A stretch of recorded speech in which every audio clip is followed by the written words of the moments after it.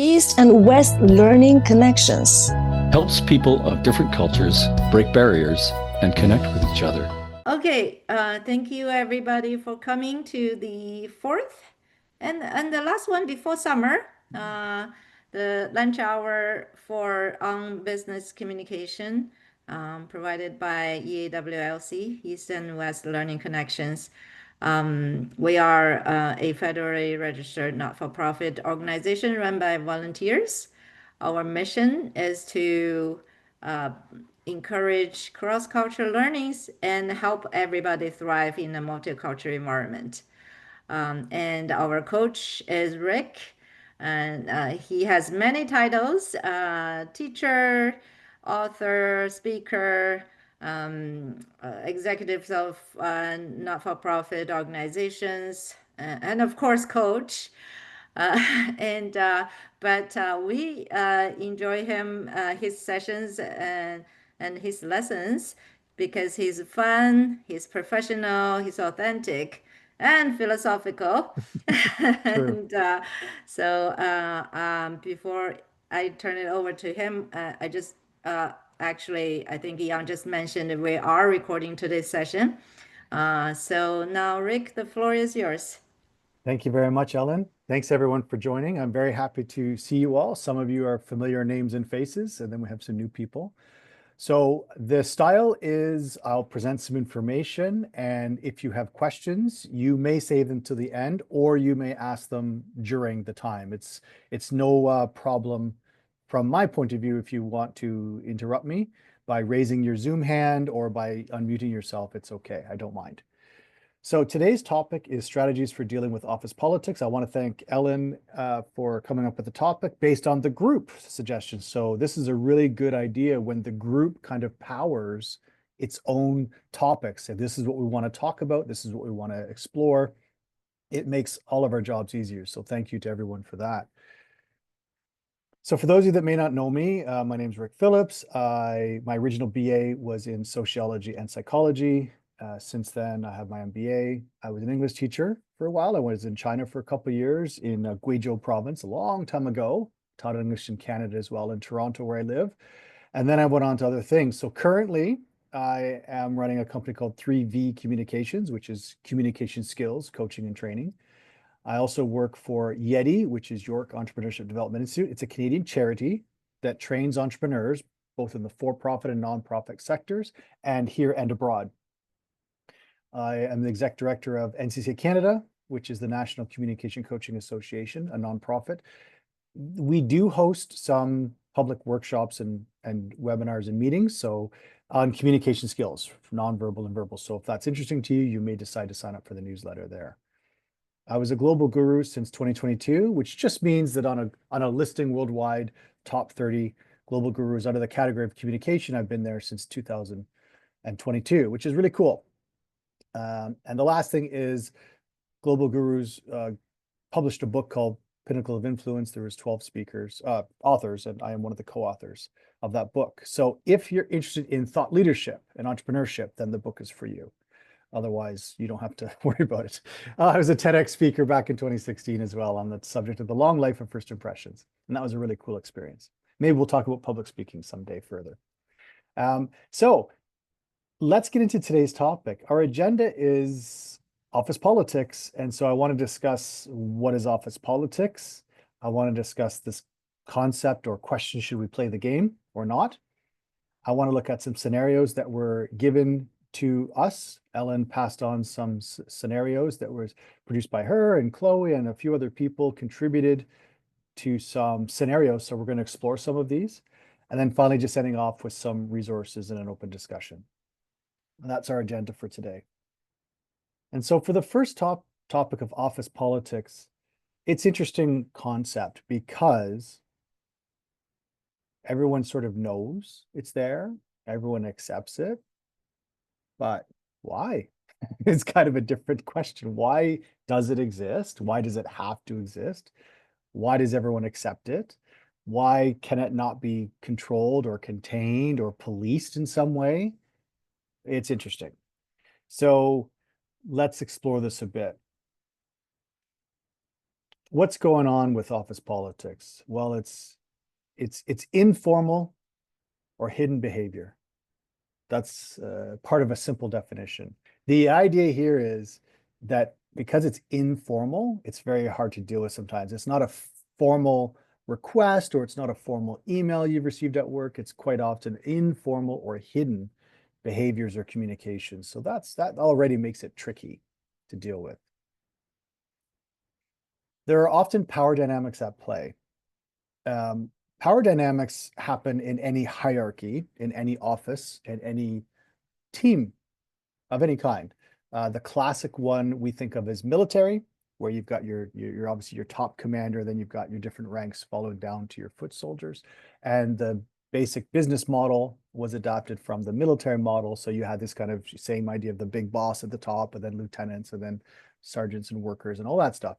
So power dynamics are not unfamiliar. We have a hierarchy. We have to listen to our bosses and all that stuff. But there's some interesting power dynamics at play when people are playing with or testing that hierarchy model. Can I go above, perhaps? Can I go to the side? Can I align myself with this person because they're perceived as powerful of some kind? So this is what, and could I, and if I'm near the top and I have power, could I use my power for good or for bad to affect or influence? So that's what I mean by power dynamics at play. There are strategic interactions. So what this simply means is that the person or people, because it could be a small group of people creating a plan, but the person or people make a decision. They strategize, they think, they discuss, they make a logical, maybe emotional decision to do something. So this is what I mean by strategic interactions. Is it that I want to align myself? I want to get on the good side of this group of people. I want to get along with this vendor or supplier or this particular customer. Is it that I want to align myself with this person at work because I think they can help me, protect me, or help me grow? But it's the strategy. You're thinking about it. You're not necessarily obeying the Confucian idea that this is my station in life and I will accept it. You're not necessarily obeying that. You're more like, well, wait a minute, let me think here. Maybe there's a different strategy. Maybe there's a different way I can play. So that's what I mean by strategic interactions.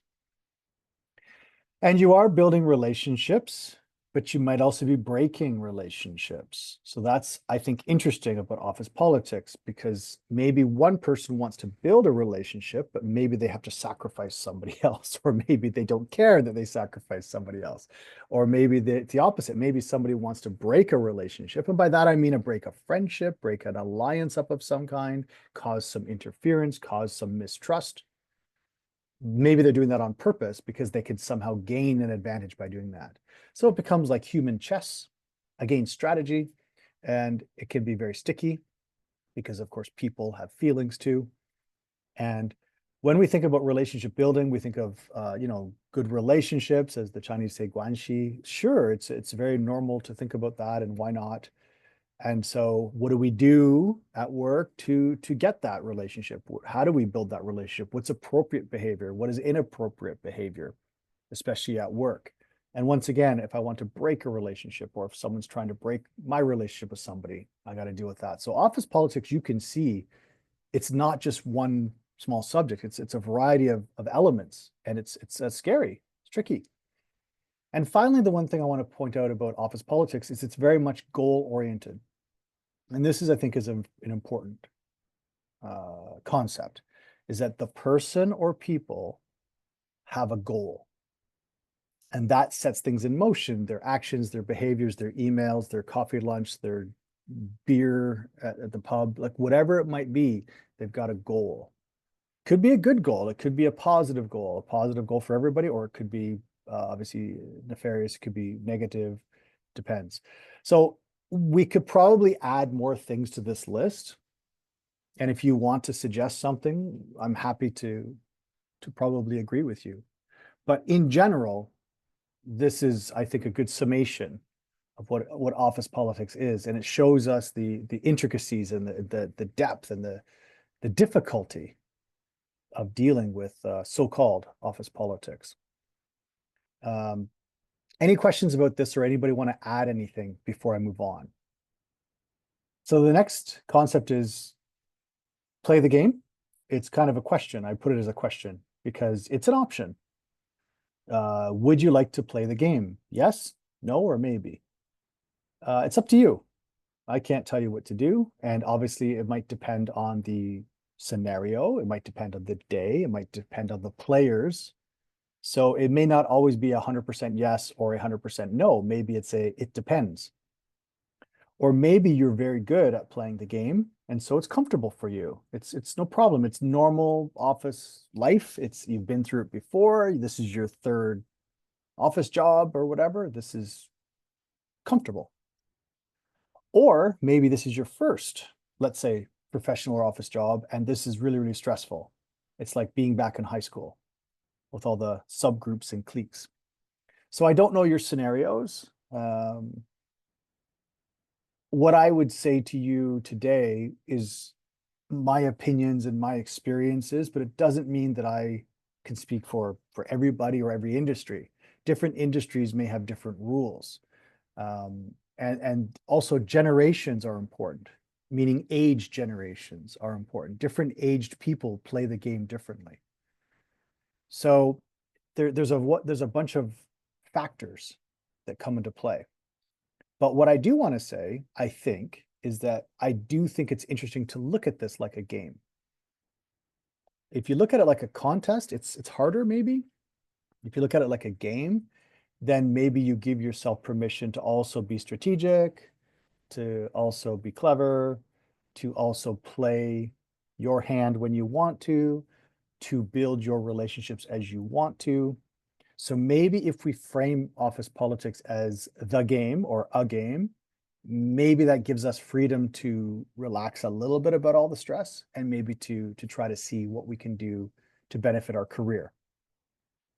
So if what I just said resonates with you, you might say, yeah, sounds reasonable. We have to look after ourselves. We have to manage our career. I totally get it. Or maybe you said, what? I can't believe what he said. Why do I'm just trying to work. I'm just trying to earn my paycheck. Why do I have to deal with all this silliness or immaturity or hostile behavior? And again, this is when I said to you, I can't tell you the right answer. It's not for me to tell you yes, no, or maybe. It's really up to you and your scenario, your situation. What we do know from previous workshops that I've hosted is that if you hide in the corner at work, you will obtain your goal of just getting your paycheck. That is what you will get. That's it. And you will not get guanxi from people that are important. You will not be noticed, and you will not get advanced, at least not very quickly.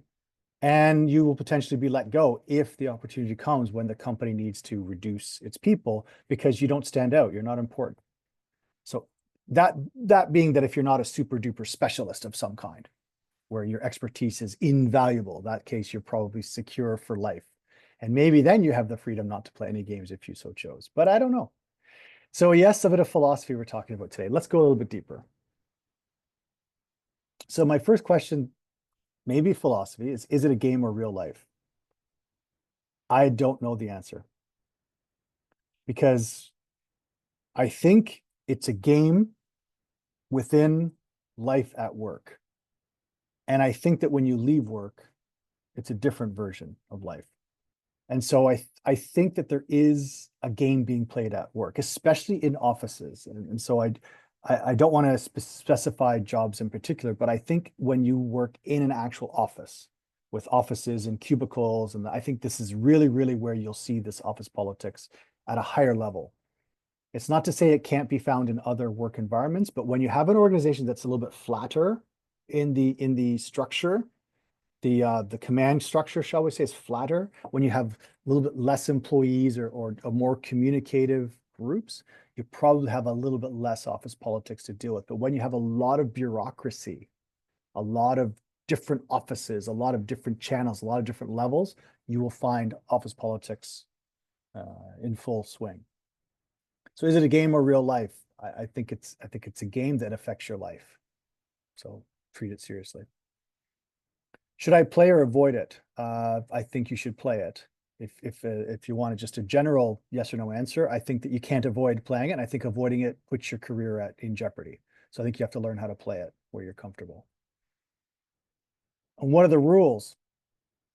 No, that's the fun part about it, because it's informal, because it's behind the scenes. The rules are bent. Even if there are rules, they're bent. They're broken and bent.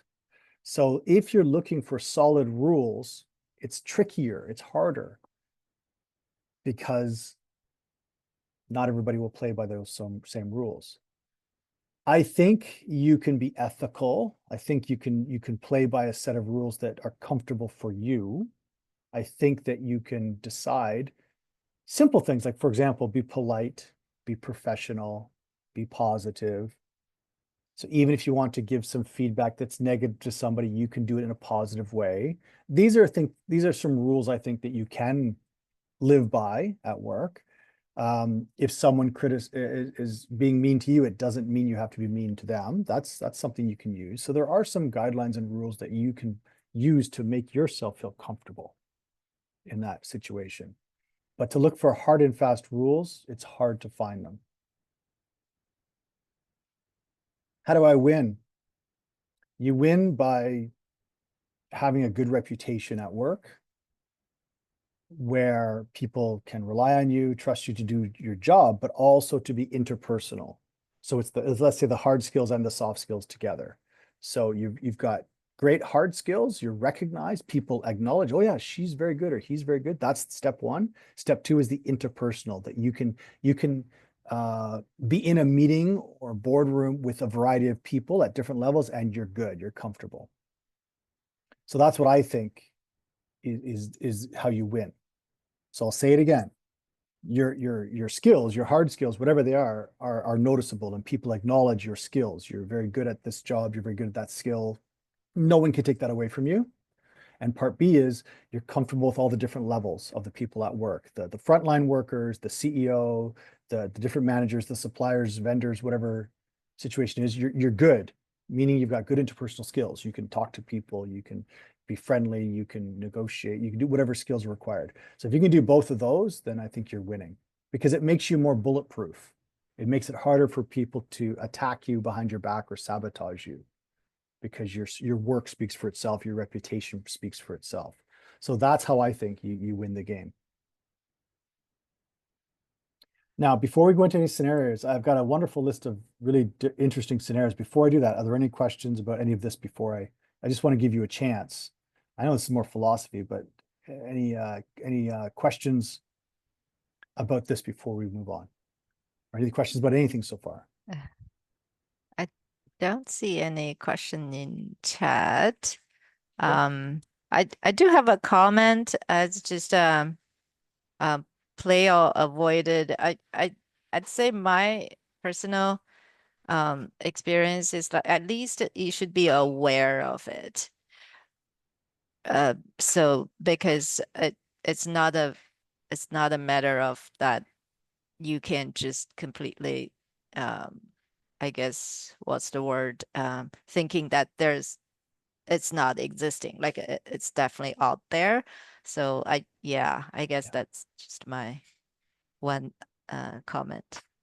And it's a wise comment, because some people may come from different backgrounds, educational or professional backgrounds, where they're not used to it and they don't see it coming, and then it hits them hard.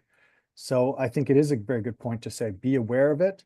You don't have to be nervous and suspicious all the time. You don't have to be paranoid, but definitely be aware of it so that you can monitor yourself a little bit. It's the old, before I press send on this email, let me read it once more. Little stuff like that we can do, just to be aware that there's different people viewing and talking about us and reviewing our work and stuff that we should be aware of. So that's a good point, Ellen. Yeah. Okay, let's go to some specific scenarios. And again, I will say this again, I can give some insight and opinion, but it's just one person's opinion. It doesn't mean that I'm, only providing one possible answer to these things. This is more for all of us to think about as well. So the first scenario given to us is it okay to go over my manager's or boss's head? And so there could be different reasons why you want to do this. Maybe your manager or boss is not listening to you. You've tried a few times, so you go over their head. Or maybe you feel you deserve something, some sort of recognition. And again, they're not recognizing you, so you go over their head. You could do this with best intentions. Like maybe you believe if you go over their head, it'll help the company, not just help you, but help the company. Or you could do this with just private, personal intention, which is I'm looking out for myself, my career, my boss isn't listening, I'm going to go over their head.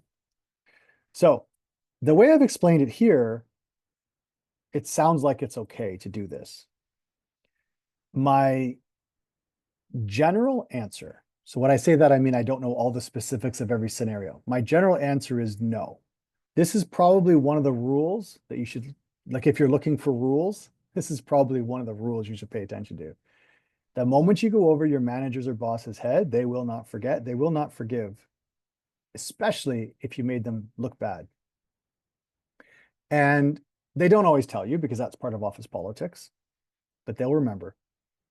And even if they don't, the person you spoke to will remember because they'll remember you went above the chain of command. And it's let me put it this way. I have a phrase that I say to my clients, even when you're right, you're wrong. And that's what they may think. They might think the same thing. They might, on one hand, understand why you did it. They might understand that you felt you weren't being listened to. You felt you weren't getting appropriate help. You felt this, so you felt your only choice was to go above. So there's a logic to it that they can maybe even understand. But if you're looking for kind of rules of the office, hierarchy is a pretty big one. So to go over your current manager or boss's head, it's a bad thing. In the military, it's really bad too. So it would also depend if somebody has any experience in the military where they really might get offended. But it doesn't mean that sometimes it doesn't work out. I mean, there may be a scenario where you absolutely had to, where it absolutely worked out. What I'm talking about is the statistics, the percentages. The percentages is it's tricky because, as I said, even if you succeed in your mission, two people will remember that you went over the head. The manager you went over and the balloons there, and the person that you talked to. And so that's the trick. And then after that, you have to wait to find out how they treat you next time. Do they forgive and forget? Do they understand completely?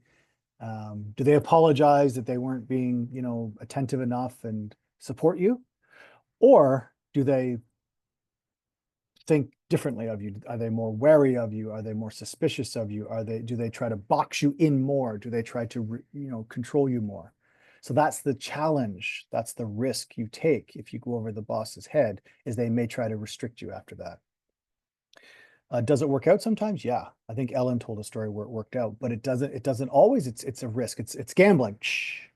So Ellen, if you want to tell your story, I'm happy to have people listen because it's good for them to hear different sides. You want to tell your story? Yeah, I think I can briefly mention it. It's I think like I mentioned, I took a calculated risk. Like you said, I definitely know this is a big no-no. But I guess the end results, like I mentioned, I did get what I was looking for, promotion. But also I think the relationship didn't get better or get worse. It, it wasn't that good to begin with, I would say. So and then I think I changed my team after that. So it is something really tricky, and I agree with you. Uh, but I guess sometimes you got to do what you have to do. You probably, I guess, felt frustrated or at the end of your Mhm. rope, you had no other choice, so then you did it, right? It wasn't at the Right. first decision, it was like after Oh, frustration, right? yeah, definitely Right. not. Yes. Which also makes sense. Thank you. Mhm. Looks like Wendy has a question or a comment. Wendy? Yeah. Hi, I have two questions. Not specifically to, let's say, a supervisor that's part of my department, but let's say other people, other staff that are more at upper level than I am, for example. Mhm.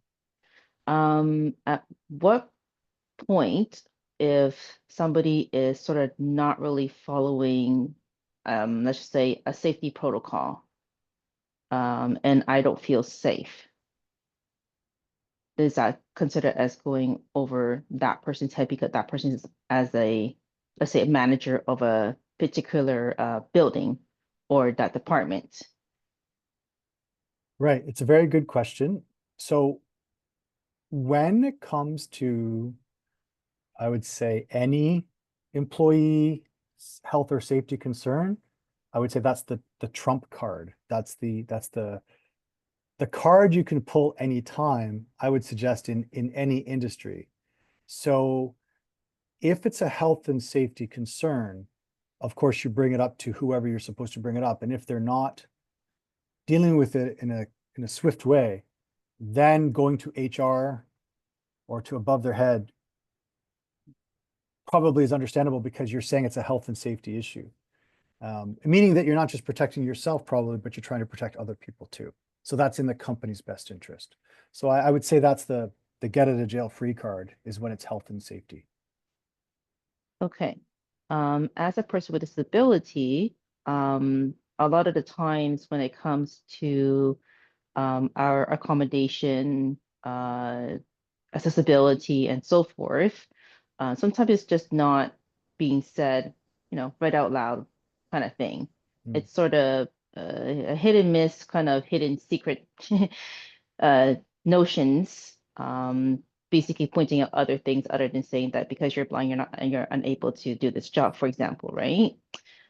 And that coming from somebody of, let's say, that a supervisor level or a management level, would that same apply would that still same applies to sort of go over the head and then reach out to HR? It's kind of difficult to say because sometimes there's so many different kind of projects going on. Right. Mm-hmm.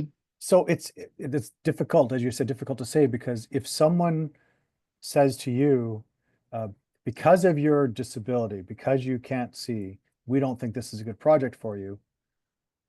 That's a very direct, open and honest way to say it, even if it's unusual or offensive. And then at least it creates a conversation. Now I'm just taking one point of view here where I would be happy on some level, happy that the person seems willing to talk about it. Meaning I would welcome, that seem to be welcome to conversation. And maybe I can speak frankly to that person because they seem to have no problem speaking frankly to me. So I can speak frankly to them and we can have a good discussion about what I'm able to do and what I'm not able to do. If this was the case, if I was comfortable, this would be my preferred choice because once you get HR involved, it's different levels of everything. So if I was comfortable having a really frank conversation with my manager, even quote unquote off the record, maybe it would be very, very useful, helpful, because you can tell your manager, this is what I can do and can't do. And maybe you're not aware of it. Let's have this conversation because I don't want to be excluded from opportunities because you think I can't do something that I can. And then so that would depend on the relationship. But I would say that would be a good opportunity if the relationship was solid enough to have a real discussion about what you can do and can't do. And obviously this would be done in private, hopefully. However, if you feel the comments are not open to discussion, right? They're just kind of stated as fact. You're not given a chance to discuss it. You're not given a chance to explain. It's kind of open and shut. That's a different story. That's a different story. Then the person is making a judgment and an assumption and closing opportunities on you, in which case my first step would be to try to have a private conversation with that person to say, look, I heard what you said in the meeting. I didn't want to interrupt the meeting, but we got to talk about this. So once again, I would try to get a private meeting going to have a heart to heart, as they say. If the person felt bad or they recognize that they overstepped, that'd be a good thing, even though it's a tough conversation, but it's a good thing. But however, if they said, no, I know what I said, blah, blah, blah, then you may feel, okay, I'm dealing with somebody that really doesn't want to even explore this, someone that really doesn't want to even listen. And then you may decide that HR or another manager is important to talk to because you feel you're not getting a chance to be heard. And people are assessing you without discussing with you what you're able to do. Does that make sense? Yeah, thank you. Welcome. And these are not easy conversations, but okay, the next scenario says, I'm not being recognized for my skill or contribution. So you feel you're working hard or you're contributing a lot to the team or to the company, whatever it might be, you feel you're not being recognized. Again, I just give opinions here, right? Just give you insights. It doesn't mean I have the answer for everything, but I'm a big believer in collecting your own information on yourself. I'm a big believer in collecting proof that you're a good employee. So if I get an email from a customer saying, hey, you did a great job, but thanks so much for helping me out, I'm going to copy paste that. I'm going to keep a copy of that in a file. If I get some good feedback from a manager or coworker, I'm going to keep that. If I've just upgraded my skills with a certificate program or something, I'm going to make sure my boss knows about that. So as much as the boss may keep a file on me, employee file, I'm going to keep a file on me as well, so that I can always easily prove what I'm doing, what I'm contributing, how I'm affecting work. So that's kind of a first thing about, as we said before, CYA, cover your ass, is kind of a funny expression in business, but that's part of that. It's just like, I'm not going to wait till I'm surprised by someone not acknowledging me. I'm going to build that up. So that's the first thing I would think about. And then when you do want to let the boss or whoever know, listen, I feel I'm not being recognized here. I feel I am contributing a lot to this. And here's a bit of proof. It's easier when you have that proof, that support information. If you don't have the support information, it's kind of like your opinion, right? It's kind of like if I said to you, I'm a really good communication coach. Like, I'm just really great. You trust me, I can do a good job. Okay, you're asking a lot, right? Like, you're asking me just to trust you because you said so. But if the person presents some type of proof, skills, education, experience, testimonials, whatever, it's a little bit easier. So it's kind of the same thing, I think. I think keeping a file is on yourself is important. And I definitely think standing up for yourself is important. I definitely think that it's important to stand up. I would hope that you don't accidentally on purpose become aggressive. Some people, they get stressed because they hold it in, and then bang, they just blow up on somebody. And that's human. It's very human. We all do it. We've seen it at home.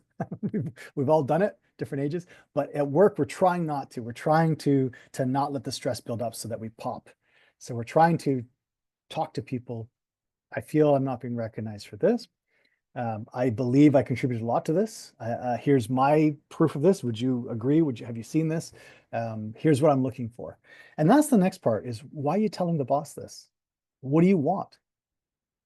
Recognize. You want to be recognized. Okay, how? So that's also important to have a clear call to action. What do you want that person to do? You want them to put your name in a certain place. You want them to give you for employee review, mark that. That's fine, but have a specific goal. You know, if you kind of walk around saying, well, I don't think people appreciate how good I am here. I don't think people really appreciate all the work I do. It's very general. It's a very general statement, which may or may not be true. And it doesn't really tell people what you're looking for, right? It's not a pitch, quote unquote. But if you say something like, hey, look, you know, I contributed this last project. I believe the company benefited in this way. All I'm asking is this. And what is that? That's the call to action. So for example, all I'm asking is that I'm consulted on this. All I'm asking is that I get a chance to do a similar project. All I'm asking is that this is recorded officially in my performance review. So have a call to action is smarter than just generally saying, I'm not appreciated here. Okay, Ellen, go ahead. Yeah, I do have I don't know if this is a question I am trying to, as you speaking, I'm trying to look back at my experiences. The frustration sometimes, I guess, comes from, like, I had multiple managers, but some of them are really good at recognizing what you do. But then, so I got used to that. And then because all I need to do is, like, he's copied on the email, he sees people's comments, then he will remember. But then some managers are not as good. So I guess maybe, do you have a feedback on that? Is it a matter of, like, knowing how to interact with different style of management? Yeah, different personalities, different styles of management. And like, some people won't see the same thing in you that another manager sees in you, right? It Right. does help it does help to have proof. Like once again, I could say like, well, John, I know you're a new manager for me and I appreciate your insight. Gary seemed to feel that I had no problems with this. As a matter of fact, he even wrote specifically that he felt that I could handle this project myself. And I'm happy to share that email with you if you want to see it. However, I respect you, you're my new boss, and you're saying you want me to share this workload with people. So I just want to discuss a little bit more. What is it that you feel is not there or lacking? Is it, I just want to know. And maybe you'll hear something like, you know what, I'm just trying to get to know everybody. I want to just, have everybody on a short leash first, and then we'll see. Maybe that's their style of management. And then you realize maybe I took it too personally when it's not really about me, but it's more about them. That could be a scenario. Or it could be they've got some sort of bias or preconception about you or about the position, and that's going to be something you're going to have to prove differently over time. So personalities are definitely part of it, right? It'd be nice if we can say, if this happens, just say this one simple template and it'll solve the problem. But of course, it doesn't work that way. There are personalities, there's unfairness, there's different styles of leadership, there's different styles of everything, and it's not easy. What I would say in general is if you have the proof, again, the comments, the quotes and stuff, it's going to give you that confidence that you can always present it to whoever may need to hear it if they want, that you are skilled, that you have contributed, that you do a good job. At the same time, you're open to feedback because you want to grow. And they like to hear that too. They love to hear that as well. Right. Yeah. Thank you. Sure. I'm being treated unfairly or passed over for promotion. So similar topic. So this is perhaps a feeling. And then the question is, okay, you feel you're being treated unfairly. You feel you're being passed over for promotions, but what's the proof? And so we have to look to actions. So have you collected some actions that are unemotional, not to do with feelings, that can prove that you're being treated unfairly or passed over for promotions? That's the trick, right? It's almost like being a lawyer or a detective, because the feeling is the feeling, right? And you're allowed to have your feelings, and it doesn't mean it's not true. It very much could be true, but it's hard to get actions done on just feelings. You've got to have a way to look to have a track record. So that's a little bit of detective work ahead of time, strengthens your case before you bring it to your manager or a different manager or to HR, whoever you're going to bring it to. I would not suggest reacting based on guts and feeling first. Get some information, get some proof. Then you may, if you see a pattern, then you may go and present that. So that's the general idea here. If someone passes you over for promotions, most likely you're allowed to ask why, and most likely you'll get feedback. If the feedback has merit, okay. If it doesn't, okay. But at the end of the day, this happens all the time because not everybody who deserves it can be promoted at the same time. There's quite often scenarios where there are more than one person who potentially could be a great fit for that new role. And they decide to go with person A instead of person B. And it's tough for person B. But it's not always that you're treated unfairly. It's not always that. So that's what I'm saying about looking for actual patterns, not just feelings. Then you got to prove it. You got to find a way to prove it. It's very difficult because most people who hire or promote people, it's kind of a closed door conversation when they decide who they're going to promote. And so it's very hard to get sort of proof of what was said. However, a lot of people have to have some record, especially if it's a larger company or organization. They have to have some record, some bullet points about why they decide to hire this person, not that person.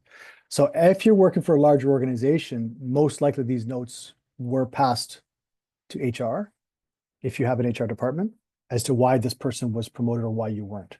So that might be an avenue. But would I directly go the first day to HR and request it? No, I wouldn't. I would talk to my boss first. I would always follow the chain of command. I would always talk to that manager first, even if it's a difficult conversation. And I would express not just my feelings or frustrations, but I would also back it up a little bit. Listen, I've been here for 5 years. The person you promote has been here for 3 years. Okay, that's fact one, right? My degrees is equal to their degree, fact two. My experience outweighs theirs, fact three. Right? So what is it that I'm not understanding? Why is it that I'm being passed over? So those honest conversations are difficult. Again, private conversation, and you don't want to do this in front of people, but they can be very useful, not just to get some more information, but for the manager to really see your passion, to see your feeling that you care. You care about the promotion, you care about recognition, you care about the job you're doing at the company, and that's a good thing. It also makes them take you more seriously, because you're not hiding in a corner, just accepting whatever's said. You're defending yourself, you're standing up for yourself, you're being assertive. So I think this is a very good thing to cultivate at work. Part of that manager persona is that I am assertive, not aggressive, but I am assertive. I will, if I think something's unfair, I will say something. I think that's a very good thing to do at work. What should I do if someone takes credit for my work? That's an interesting one. The first question is, do you care? And why do you care? That's the first question. Is it a pattern? Have they done this to you before? Or is it the first time? Have they done it to other people? Or is this the first time? That's an important question to see if there's a pattern. Is it personal or not? Was it an accident? Potentially an accident. I know your gut feeling tells you it's not an accident, but was it possible it's an accident? If so, you have to be careful what you say, just in case. Who needs to know that it's your work? Well, your manager, your boss needs to know that it's your work. After that, that's the most important thing. Do you want to push it further so everybody knows? Do you want to embarrass the person in front of everybody because you just want to get revenge? That's something to think about, right? So this is what I said before about a call to action. Like, what is it when you come to your manager and you say something, here's my thoughts and feelings, here's my recorded actions, behaviors of whoever. What do you want? Like, what's your call? What's your pitch? And then my call is, if I just want my manager to know, then that's fine. Hey, John, I just wanted you to know, privately speaking, once again, privately, that I contributed quite a lot more than Jane mentioned in the meeting. I just want you to know that. The reason why I want you to know is so you understand that you can trust me, that you understand that I have these capabilities. So I'm talking to you. I didn't want to say anything in the meeting. I'm not trying to get Jane in trouble. I don't know why she said what she said, and I'm not worried about that right now. I just want you as my manager to know that I actually did quite a lot there, and I want you to know that I'm quite capable of these things, just so that you know that. If the manager's like, yes, I totally understand, I thought so, I believe you, I trust you, then maybe that's it. Maybe because you're building a good relationship with your manager, which by the way is a good idea, maybe that's all you have to do. Maybe you don't have to go and sink the boat of Jane. Like I said, is it a pattern? If it's a pattern, that's more troublesome than just a one-off. So these are things to consider before you do. Should I point out others' mistakes at work? If the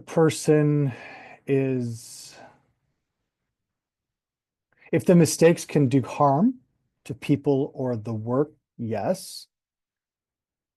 If you are in charge of that person, you're a manager or team lead, it's your responsibility to give feedback, then yes. Can you do it in a way that is constructive? Yes.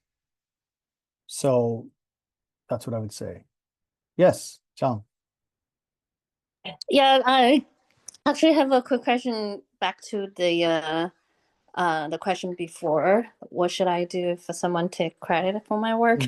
I actually, the thing happened to me, and I talked to my boss. My boss verbally said, yes, now I know I trust you, blah, blah, whatever, as you mentioned. But in reality, he did not take the further recognition or actions, even though he kind of commit to me on I will pay more attention on you, like merit or promotion, but it did not happen at the end. Just verbally praise or recognize. I feel hurt. It's just a verbally, and reality didn't do anything further. Yeah, no, it can be. So that's tough. And then you, like I said, you can build up a track record or progress on what's going on. Like it's good you had the conversation. It's good the boss said the right thing to you. So that's good. And then as you said, but you didn't see them implement any of your ideas. You didn't see them give you promotions. You're like, okay, what's going on? So I don't know. And there could be other factors involved that they're not telling you. There could be other relationships or office politics involved that they're just not communicating to you about. Or it could be just, I mean, the timing wasn't right. I don't know, but you can always have these regular conversations with your manager. And some people call them, quick check-ins and progress reports, and, performance review doesn't have to be done once a year, right? We can have regular check-ins. So at these opportunities, it is good to check in with what was said last time. And, last time we spoke, we talked about how you said you had faith in me to do these different things, and I was happy about that. But I've also noticed that since our conversation, I didn't get this promotion, or I didn't see my ideas being implemented. Did I miss something? Is there anything else I need to know? So I like using these open-ended questions. Did I miss something? Is there anything else I need to know? Because it allows them to answer the question how they want to. And I want them to answer it how they want to, because there's a lot of information in what they're going to say or not say. So I want these open-ended questions. So that's how I would do it. But there are times that we're frustrated, but maybe we don't know all the working parts, and that's possible. There are things that upper management don't tell middle management or lower management or lower workers. There just is. And sometimes it's frustrating. Sometimes it feels personal, but it may not always be. Mm-hmm. Yeah, even he personally say, you're definitely the most senior person in my team, blah, blah, and I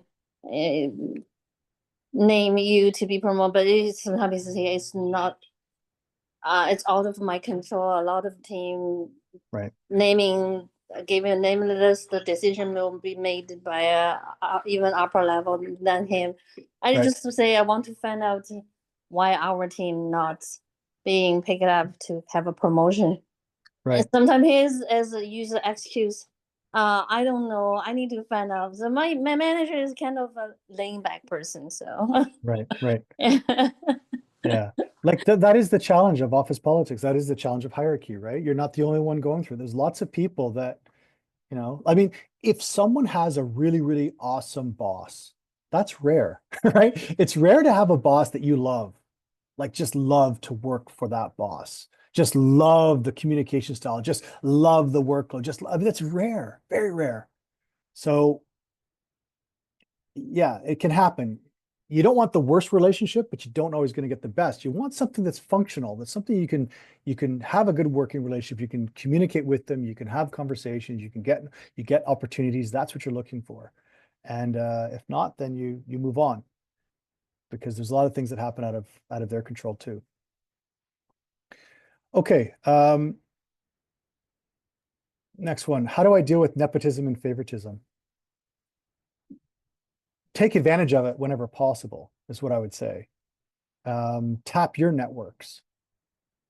If you have opportunities through your network of people, then use them. Don't feel guilty. Don't feel it's nepotism or favoritism. Feel it's just how things are done. There's a lot of countries, I would say most countries do this. Yes, there might be different words or labels or flavors, but I think humans are humans. As a quick example, if you read the Ontario government description of the board members of a nonprofit, right? Since EAWLC is a nonprofit, like the instructions from the government say, don't pick people that you know to be on your board. Don't pick friends, don't pick family. I don't know one board that doesn't have friends and family on it, right? I don't know, because you want to work with people that you trust, that you know. Who the hell wants to start a new company, whether for-profit or nonprofit, with a bunch of strangers? It makes no sense at all. So Is it nepotism or favoritism? I mean, nepotism is a little more dangerous, right? That's a relation, right? So that's a little bit harder to defend if you're hiring your wife or your nephew. But favoritism is different. So I would say take advantage of it. And this again goes back to my point before, is that if you're hiding in the corner and you're not standing out, then you're not really building relationships, and it's harder to take advantage of this stuff. But if you're getting along with people, if you're trying to contribute, you do a good job, have a good open personality, go to these events, do some stuff, then it's easier for you to take advantage of these, to ask for favors, basically, to get connections, to get advice, to get the inside information. It's normal. I don't think there's anything wrong with it. It's very normal. So that's what I would say too. It's funny, when I was going to China a long time ago, people, oh, you got to be careful of guanxi. Oh, this, oh yeah, it's, you know, things are done by relationship, and they made it sound so sneaky. But when I got there, I realized this is just normal. I mean, you have your friends, you have your family, you have your good relationships with people. You're gonna trust them. The people that you don't know or don't like as much, you're not going to trust them as much. So then I realized, wow, like even though we gave it a fancy name, it doesn't matter. It's the same. Humans are humans everywhere, I think. So how do you deal with nepotism and favoritism? Use it to your advantage, especially favoritism. How to deal with a saboteur or backstabber or negative person. I did a workshop already on dealing with difficult people, and I've got some videos on my YouTube channel that deal with difficult people and conflict management, which I have on your last slide here. But if someone's backstabbing you, if someone's sabotaging the situation, it's a problem. You can't ignore it. My advice would be not to ignore it. You can try to talk to that person directly. You can try to talk to your manager, but if the constant behavior is sinking the whole ship, the team morale goes down. So again, I did a whole talk on this before, but generally speaking, when you first deal with someone who's being difficult, the concept is that you ask them kind of what's going on, of course, but usually they're frustrated because they think they got a better way to do it. They're just not getting an opportunity. So the best thing to do is let them explain. How would you do it? Or what are you frustrated about? What are you not liking? This could be done in private, of course. And maybe there's some information you can borrow or take from their advice, and that makes them feel good because they've had a chance to release the valve of pressure. So generally speaking, we don't want to leave a negative person to continue being negative. Generally speaking, we want to confront them in a almost supportive way, where we say, what do you suggest we do to help fix this? And quite often they'll kind of turn around a bit. Well, you know, this is what I would do, or this is how I did before. So it's kind of a bit of a trick, almost like reverse psychology, when you kind of almost ask them to get involved in the solution to the problem that they perceive, as opposed to just ignoring them, hoping they'll go away, and they won't. They just keep making things worse and worse and worse. So it's a quick summary, but I've got some videos on that can help, because I recognize we're getting short on time here. So as a final kind of summation, I would say, first thing is to ask yourself, is there a pattern of any of these things or anything we've talked about today? Is there a pattern? If there is a pattern, it's more dangerous than if there's not a pattern. If it's not a pattern first time, maybe it's an accident, maybe it's a one-off, maybe it's a weird thing. Maybe let's not get too upset about it. But if it is a pattern, this person does this to other people, this person does this to you all the time, it's not going to stop. You got to deal with it. Second point is be assertive. I always say this, stand up for yourself, communicate your needs, values, promote yourself. Yes, these conversations can be difficult, but you'll feel better after you've done it, even though you're nervous before, but you'll feel better. You'll feel proud of yourself that you had that meeting and you had your conversation. Be prepared, right? Bring your documents, bring your emails that we talked about, but do that. Next one, deal with actions. I could also say deal with behavior, not emotions. So whatever actions you want to talk about, like, it's like if someone's always late, that's a feeling, that's a general statement. But if I clocked you coming in 15 minutes late this, 20 minutes late this day, 45 minutes late that day, that's actions, that's statistics, that's data. Much easier to have a conversation about that. So whenever possible, deal with actions, not behavior, not emotions.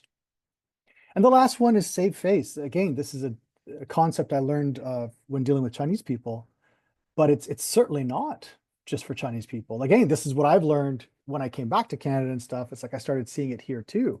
Nobody wants to be embarrassed.